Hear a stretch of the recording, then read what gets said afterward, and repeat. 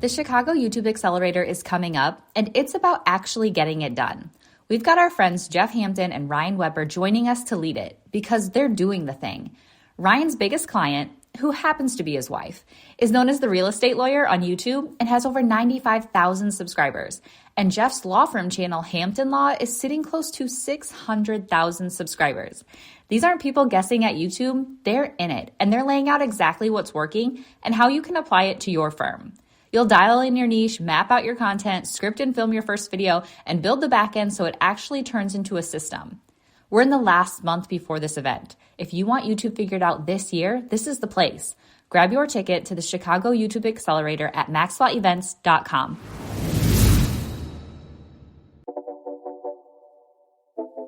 This is Maximum Lawyer with your host, Tyson Mutrix.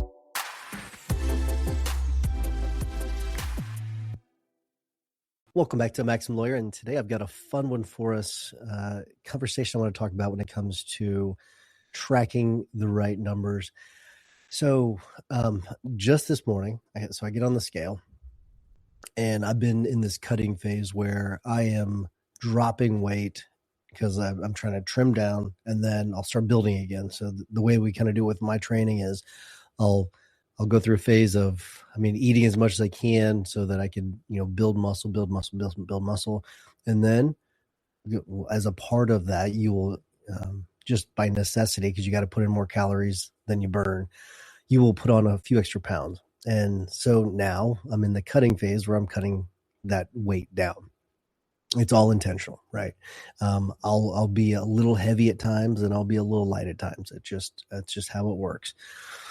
And it's interesting because I'm down 10 pounds, so I've done a really good job of cutting. But, and I guess I'll say, I'll get to the but first. I'll do that. The but is, I get on the scale, I weigh myself, and then I've got an app that tracks things for me.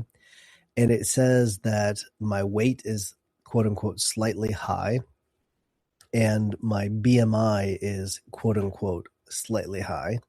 And remember, I'm 10 pounds down, right? So I'm pulling up the app now, and it has me at a BMI of, I think, 24.1 is what it is. So, which is it's just kind of silly, that number, because it has me as like, I'm overweight, and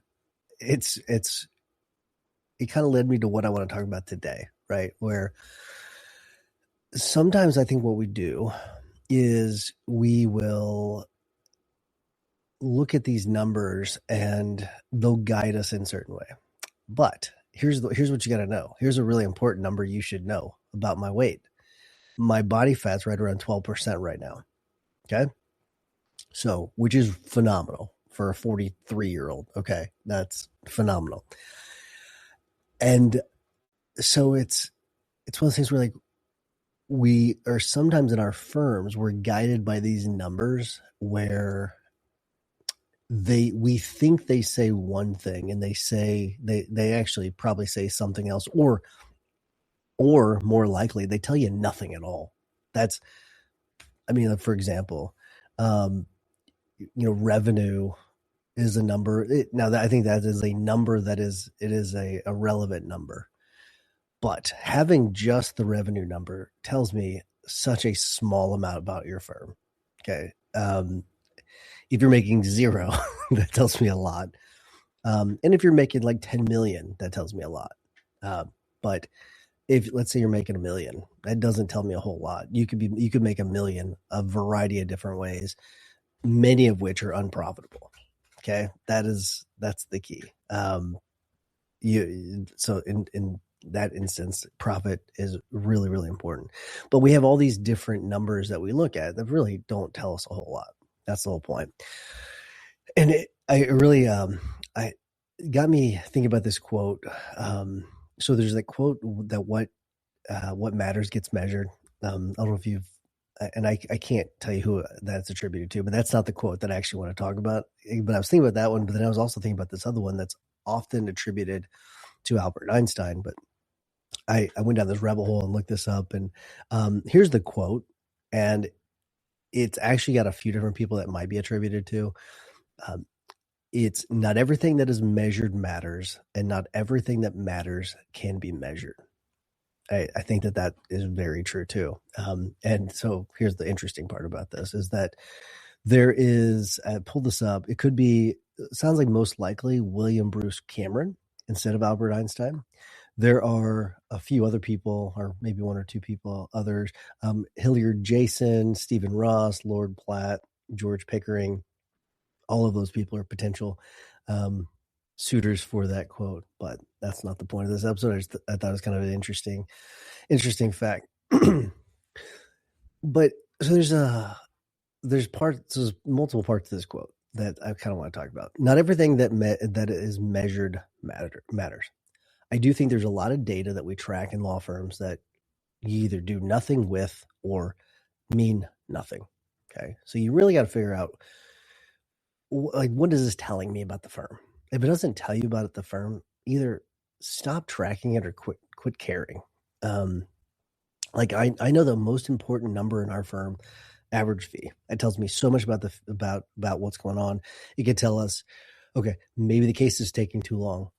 Maybe the cases are actually we're on track when it comes to how long the cases are. Maybe we need to tweak our hammer letters. There's so much information we can take from that. We can analyze it from a lot of different ways, and it's a very, very valuable number for us. Quality of leads, all that. Like, there's so many different things that we can dissect from there, and that's why we track those other things too, right? But there's also that not everything that matters can be measured. All right, so for example, I talked about my weight being down. I feel great. Other than the allergies right now. The allergies have got me. You can probably hear it in my voice. That part sucks. But other than that, I feel good. I can run, I can jump, I can lift weights, I can do all the great things. Throw a football around. Even after having my shoulder surgery at the end of 2024, I think is what it was, 2025. Yeah, into 2024. I can throw a football again. I can throw a baseball. So like all these things that that limit a lot of people, I can do all those things, right? I really put a number on feeling good? I don't know. I mean, I guess I could try to maybe put a scale on it every day. How are you feeling today? Between 1 and 10. I guess you could do that, but it's such a subjective thing. It's affected by so many different factors. But from a health standpoint, you can't quite measure that part of it, right? You just can't. So not everything that you try to measure, or not everything that matters really can be measured. Yeah. But I do want to try to figure out what are some things that we can look at, because I really want to convey to you like how important it is to have like a number, if you can, for your firm to focus on. For us, average fee means a lot. It's a really important part of it. I remember when I first, here's how big of a deal this is. Okay. When I first started tracking this number, it was at $7,400 per case. That's what our average fee was. And now we're up around $25,000 per case. That is a significant difference in a matter of 15 years. I mean, you're talking about, there's lots of things that went into that when it comes to the quality of the leads that you bring in. So your marketing changes. You're talking about how you manage the actual cases themselves, whether it comes to filing suit on cases, getting rid of cases at the right time. There's so many different things that go into it that help build that number or make the number collapse, because there have been times where that number's gone down and it's really worried us. And so we adjusted things. So we know that that's why that number is so important. As time goes by, if the number keeps going up, and in theory it should keep going up, or at some point stay pretty steady. And it's stayed.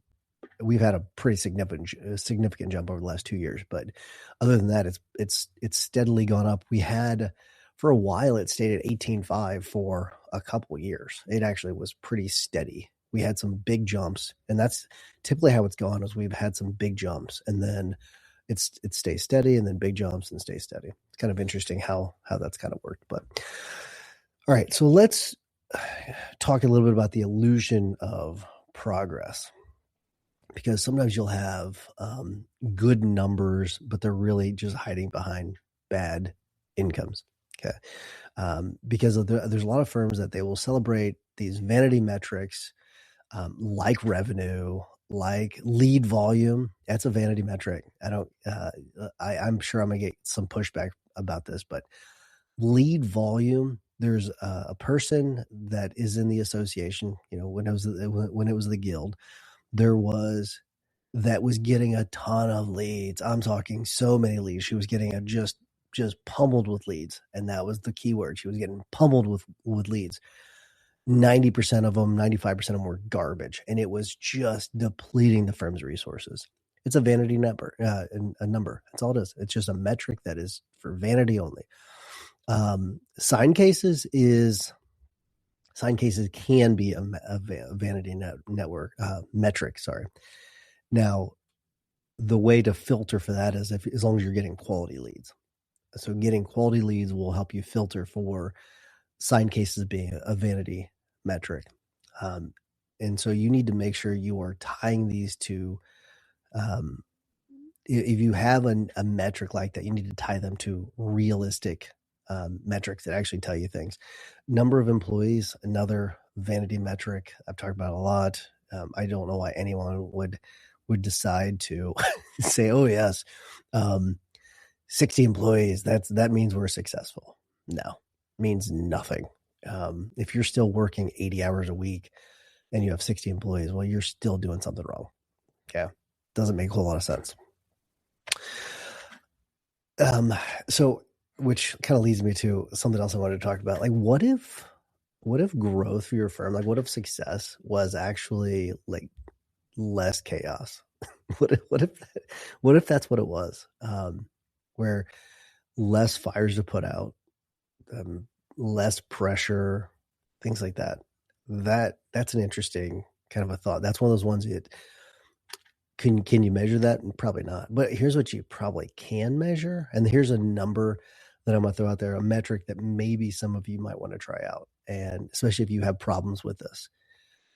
Number of hours at the office or number of hours worked per week.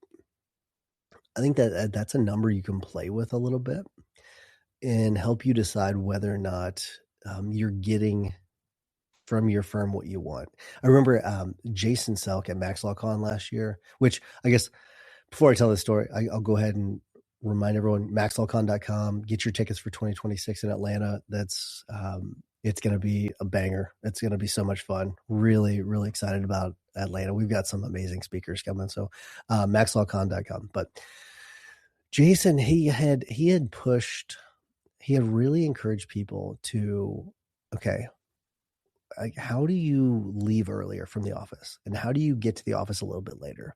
And I thought it was an interesting thing, really interesting, to try to change the way you're looking at success. Because that's essentially what he was doing. He was saying, like, okay, is success really being the first one to the office, 6 a.m., staying there till 9 o'clock at night? And my first boss out of law school, that's the way he valued metric. That was his value metric, was how much time you spent in the office. Not a healthy way of doing it. That's why he had a lot of personal issues. There's just a lot of personal issues directly attributable to that. Now, I also do think that there are times where you need to be at the office late or be at the office early. Maybe you have a trial and you're in the middle of a trial. Yeah, things like that. Absolutely.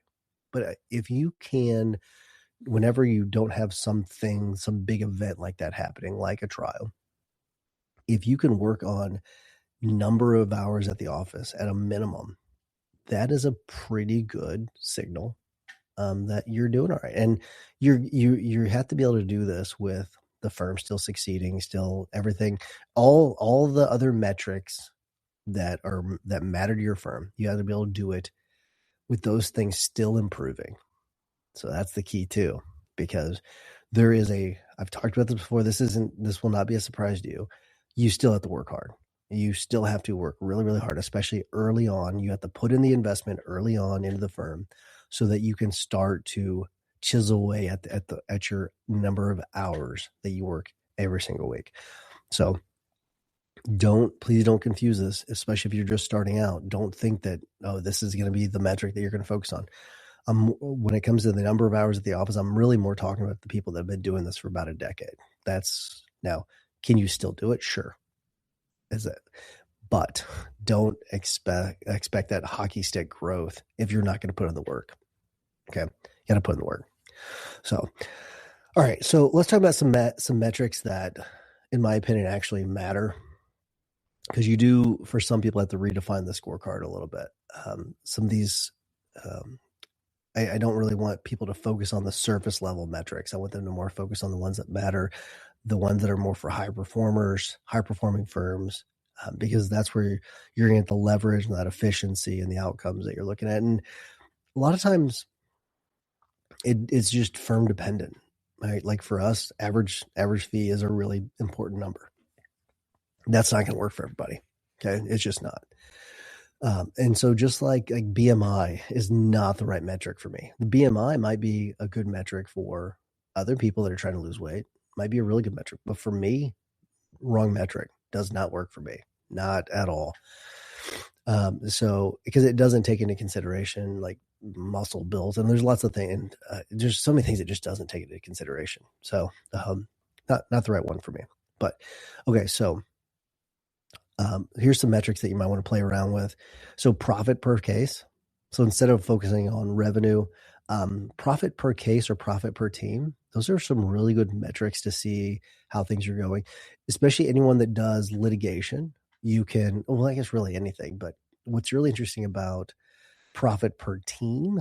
So you can look at, if you're doing litigation, pre-litigation versus litigation, is going into litigation profitable for us? Is this something that's actually working for us? And that's an interesting number to look at when it comes to your pre-litigation versus your litigation teams. Where's the profit coming from? Where are you getting the most profit? And then also, if you can chisel it down to profit per case, also a really good one. That's another one you can look at. A little bit tougher to look at. You're looking at a lot of averages and all that, which is completely fine, but it's also something you can play around with. Qualified leads. So if you can, instead of focusing on leads and focus on qualified leads, these are the ones that you actually want. Okay, see, these are the cases that you actually want, the matters that you actually want. That's a really important one. Okay, so this next one is, I kind of talked about this a little bit, but cases that align with your ideal client. All right, so these are, because I'm sure that a lot of you have matters or cases that you've signed. You could put sort of in one bucket the ones that you really want, and then the ones that you sort of begrudgingly took.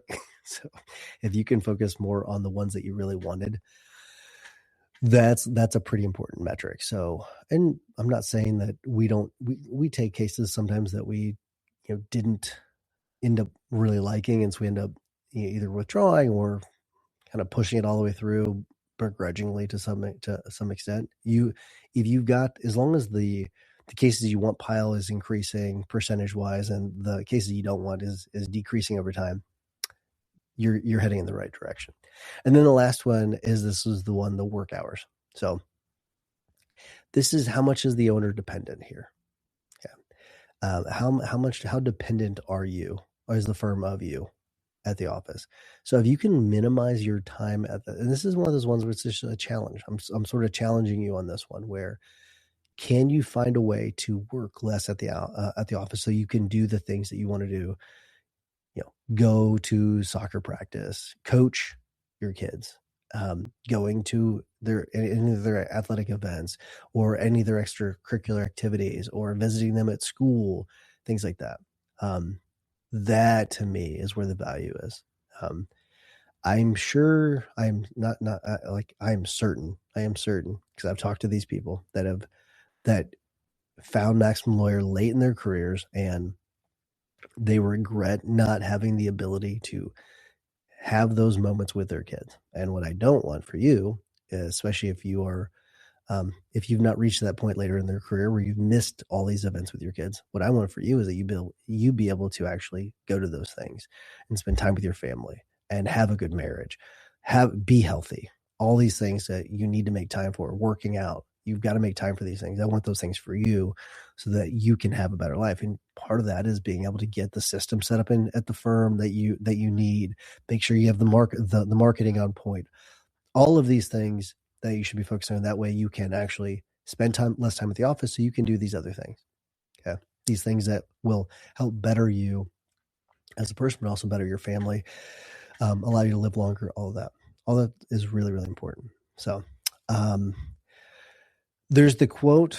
The reason why I like the average fee is there's that Stephen Covey quote. The main thing is to keep the main thing the main thing. And so that's why we have like a number. I do really think it's important that you try to have a number that you can focus on so that everyone can sort of keep focused on that and keep the main thing, and you have like, it's sort of like a unified effort. So I would really encourage you to do that because it helps you with the scoreboard. Having a scoreboard of sorts is really, really important. So, all right, that's all I have for this week. Hopefully you got something from this. Make sure you start focusing on some numbers that truly matter to your firm. It doesn't matter. The numbers that I said today to you, I gave some examples. None of those may work for you, and that's completely okay. Completely fine. You have to figure out what works for your firm, and some of that takes some digging with your team. And so figure that out, focus on those things, and ignore the rest. But all right. Remember to check out Becca's List, beccaslist.co. Make sure you get your tickets to MaxLawCon 2026. Go to maxlawcon.com, and we will be seeing you all next week. See you, buddy.